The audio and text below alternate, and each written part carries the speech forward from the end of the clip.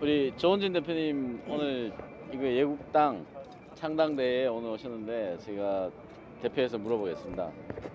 오늘 저기 몇 달 만에 새누리당 창당 이후에 다시 이 애국당을 어려움 속에서 창당을 하게 됐는데 그동안 많은 어려움이 있었을 텐데 한 말씀 해주시죠.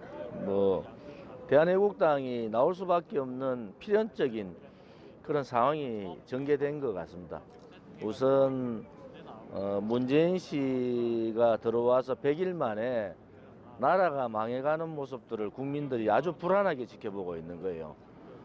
나라는 위기고 사회는 불안하고 국민들은 그 위기 상황에 대해서 어찌할 줄을 모르는 그런 상황이에요. 지금 이 나라가 망해가는 것만뿐만 아니고 지금 기본적인 자유민주주의 시스템을 이게 흐트리고 소위 말하는 좌파 독재를 하기 위한 권력기관을 독점하고 언론 방송을 장악하고 또 소위 말하는 노동계를 중심으로 해서 그 사람들을 앞장세워서 사회 전체판을 흔들고 있는데 이러한 부분들을 국민들이 봤을 때 굉장히 우려한 상황이다.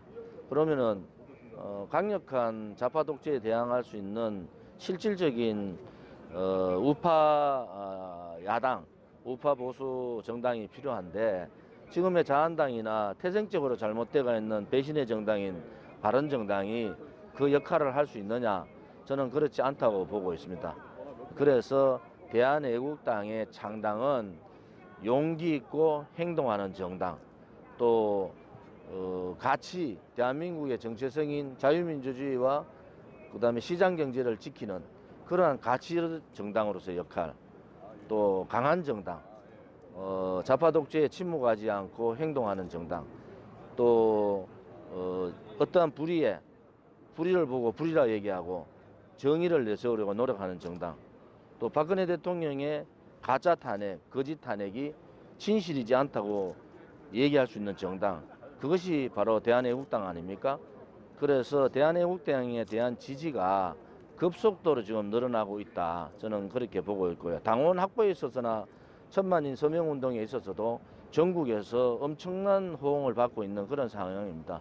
그래서 우리 대한애국당은 앞으로 강력한 우파정당, 또 행동하는 우파정당, 대한민국의 정체성인 가치를 지키는 우파정당, 또 우리의 미래를 책임질 수 있는 그러한 우파정당으로서의 모습을 갖춰가는 그러한 정당이 되도록 하겠습니다.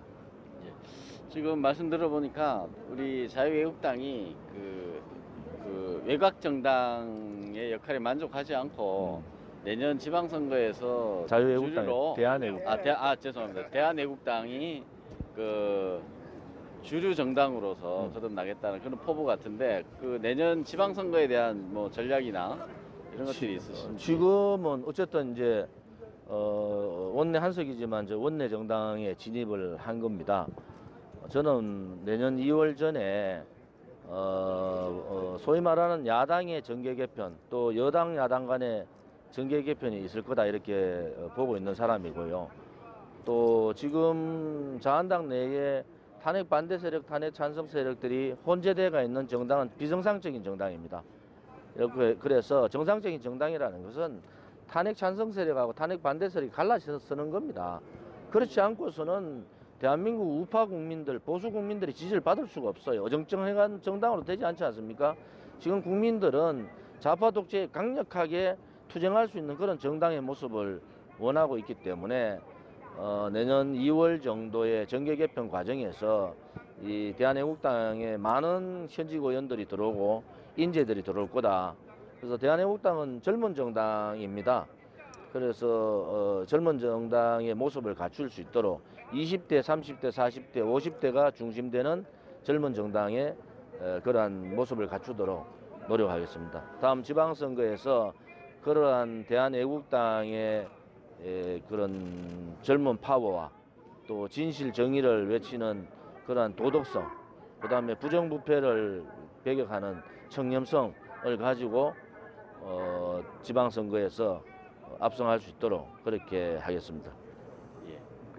지금 애국당의 앞으로 주력적으로 해야 되는 어떤 정치적인 분야다 사업. 그러니까 박근혜 대통령 구명운동 이거 외에 앞으로 뭐 이게 사드라든가 원전 부분에 대해서 국민의 여론이 지금 뜨거운데 사실은 애국당의 활동이 어떤 부분에 좀 방점이 될지. 지금 좌파 정권은요 과정을 별로 중요시하지 않아요. 우리 대한애국당 과정을 중요시하는 정당이 될 거다.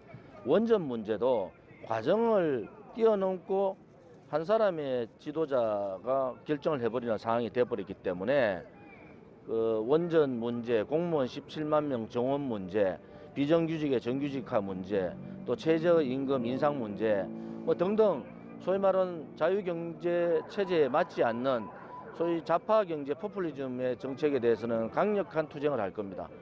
그리고 그러한 좌파 포퓰리즘 정책을 쓰는 것은 현재의 현실에 대한 나라를 망할 뿐만이 아니라 미래에 대한 대한민국도 망하게 하는 정책이다. 그래서 현실에 대한 이 국가의 위난뿐만이 아니고 미래 세대한테도 절망을 주는 그런 포퓰리즘 정책에 대해서는 단호하게 배격하겠다. 또 현재 얘기되고 있는 개헌은 얘기가 나오는데 개헌은 분명한 좌파 정권 연장선에서 개헌할 겁니다. 그래서 이거는 좌파 정권 연장을 원하지 않는 국민들로서는 단호하게 이 개헌에 대한 반대 입장을 해야 된다. 그리고 야합을 통해서 뭐 야당 여야 야합을 통해서 개헌 세력들이 나서면은 대국민 저항 운동을 할 수밖에 없다. 단지 하나 지금 개헌에 있어서 우리가 고려할 수 있는 부분은 선거제도라든지 정치 체계라든지 뭐 그런 게 중요한 게 아닙니다. 중요한 것은 지방이 너무 어렵기 때문에 지방 분권에 대한 부분은 우리가 충분히 고려할 수 있는 부분이지만은 장기 집권을 위한 혹은 좌파 집권을 위한 혹은 또 야당의 야합을 위한 개헌에 대해서는 단호하게 배격한다는 것을 분명히 말씀드리겠습니다. 조은진 대표님, 먼저 대한애국당 창당을 진심으로 축하드립니다. 저는 유튜버 태극 FM 유튜브 생방송을 진행하고 있습니다.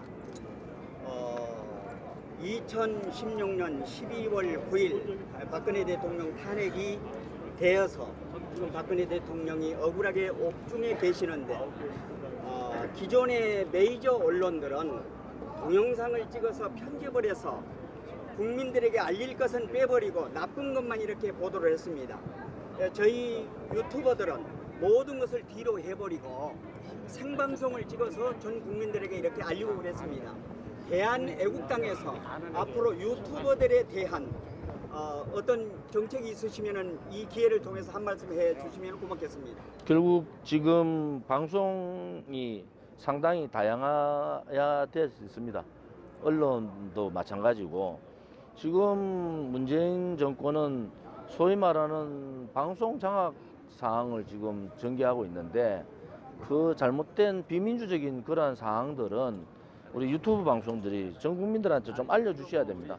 또 750만 해외 동포분들한테도 좀 알려서 이 탄핵의 부당함, 또 부도덕성, 그다음 불법, 반헌법 이런 부분 분명하게 우리가 국민들한테 알리고 이제 국민들이 8개월 동안 이 기존 방송들의 100% 편파 방송에 속았는데 재판 과정을 보니까 그 넘치고 넘친다, 차고 넘친다는 증거는 하나도 없고 결국은 1570만 표 받은 박근혜 대통령이 탄핵 파면되고 감옥에 가 계신 것은 말 한마디 때문에 갔다.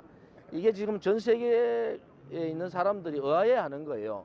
세계 10대 강국이라는 대통령이 다 뒤져도 뇌물 한 푼 맞지 않고 말 한마디를 제3자 뇌물죄 혹은 묵시적 청탁, 묵시적 재판, 묵시적 범죄 이런 말도 안 되는 사항을 만들어가고 있는 이 초법적인 사항들은 대한민국 국민뿐만이 아니고 전 세계의 지식인들, 전 세계 국민들이 똑똑히 지켜보고 있다.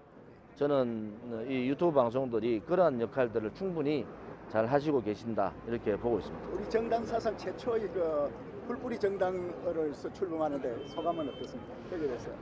원래 그 시도당 5개만 하면 되는데요. 네. 저희들 지금 시도당 창당을 10군데 했지 않습니까? 그리고 앞으로 호남 지역을 포함해서 모든 시도당 창당대회를 다 하겠다 이런 생각을 가지고 있고요.